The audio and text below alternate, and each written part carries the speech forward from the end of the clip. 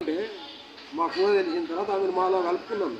అచ్చా, అంటే ఆ రోజుల్లోనే ఇంత విప్లవమా మీలో? ఎలా కలుపుకున్నారు? ఆ రోజుల్లో అవన్నీ చాలా ఫర్బిడన్ కదా. అవును, ఉండేవి, చెప్పేవాడిని నేను. ఇప్పుడు ఉంటున్నది, మనతో ఉంటున్నది, ఆ ఫంక్షన్లకు వస్తుంది, పక్క రోజులు తినబెట్టడం ఎందుకు? మనతో కలుపుకుంటే బాగుంటుంది. కలుపుకోవడం మంచిది.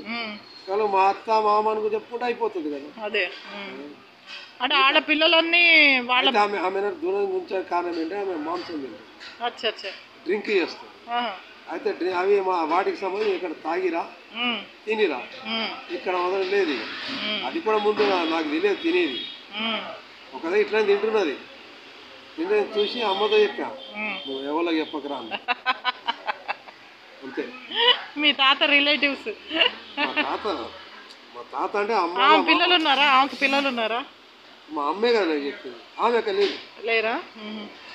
వేరు ఇలాగే అప్పుడు తెచ్చుకున్నాడు, పెట్టుకున్నాడు. భార్య ఏం కావాలో తీసుకపోండి, బండలు తిడుతుండే నాకు ఆ పద